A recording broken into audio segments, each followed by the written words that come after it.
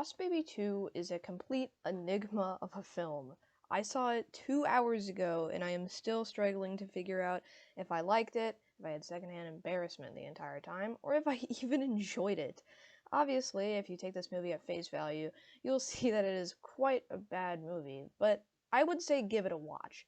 I don't know how to describe it in words, and surely that cannot be a good thing, but I think I've crap posted and clowned on this movie for 4 months now, and I can positively say that it is one of the weirdest and most confusing animated films of all time.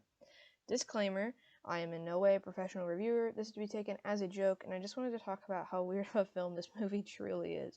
I know I'll miss some things that I know you all will yell at me in the comments for, but I just wanted to make a quirky little video about how this weird and funny movie I saw is super weird and funny. Well, not very funny. It doesn't have a lot of great jokes, but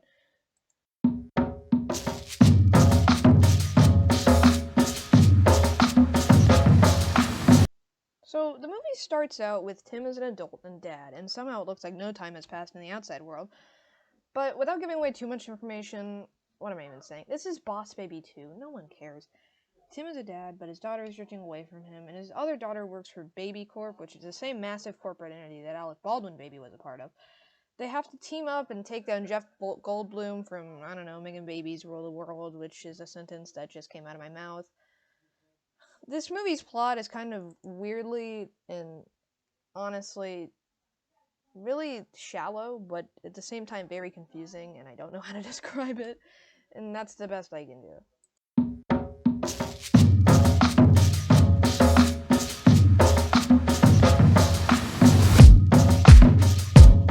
This movie has really weird ways of developing its characters. Like, the only characters that go through any major development are Tim and Ted, which, by the way, why does every character in this movie, like, why do their names have to start with T? It's so confusing. I often get them mixed up, and I don't even know who's who.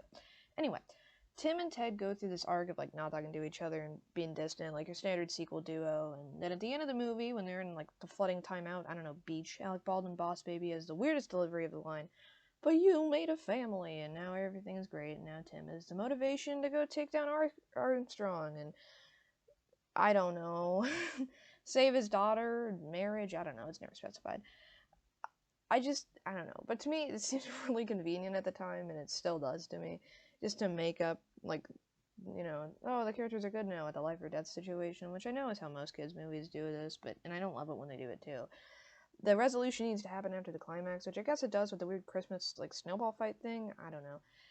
It seems just super weird to me. Anyway, this movie has a lot of weird plot conveniences, too, like the horse coming to save them from the drowning paradise, which, by the way, my friend pointed this out, but the horse is, like, the ugliest thing I have seen in an animated movie since the toad and Flushed Away. I guess the horse could be an implementation of Chekhov's I can't say, because YouTube will get really mad at me, but the vile animal saves them in the first act by getting them out of the house, and then he comes and saves them in the third act, I guess. Yeah, whatever, but still the most vile thing since Java. This thing is awful. I don't like the horse.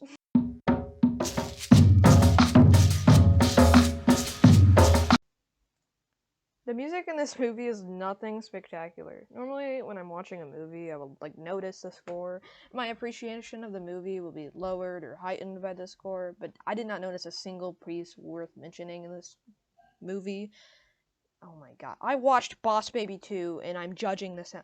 Anyway, I barely even recognized that there was a score. Like, they do use some good pop culture songs. Like, at one point they used Run DMC's It's Tricky, which was a surprise, but I wasn't one, because that song is freaking awesome.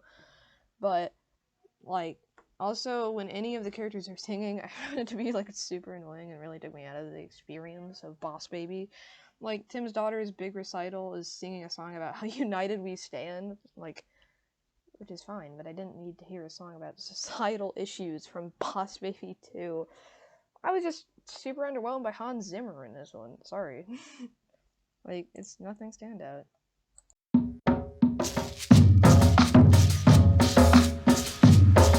Armstrong is fine. He's a villain. He's in Boss Baby 2. What more can I say? I guess they try to introduce him as a twist villain, but you can tell all along, oh, that's the bad guy. Which I like. I mean, I don't want to have a twist villain in a movie about Boss who's a baby. Like, no. No.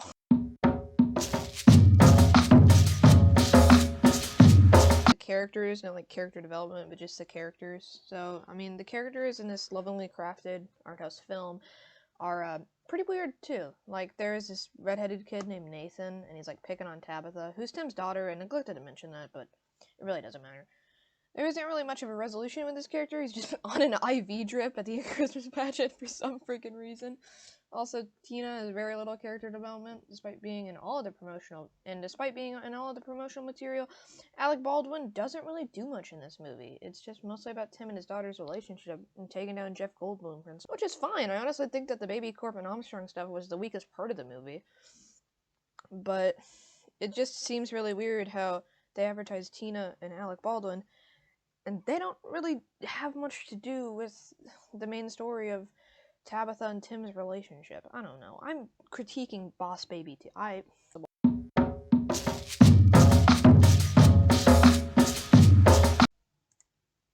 So, Boss Baby. It's fine. It's nothing spectacular. I am struggling to recall anything outstanding about this movie. The jokes are fine, they're passable, there are a few good ones, but the writing overall is good in some departments and lacking in others. This is an animated film, and it's what it is targeting itself as. It's a family movie. It's not going to be the best film of all time, but you knew that. It's Boss Baby, but this isn't the worst. So, it's a decent, fun movie at times. It is a little slow, and the pacing can be weird from time to time, but it's good at what it's trying to accomplish at being Boss Baby 2.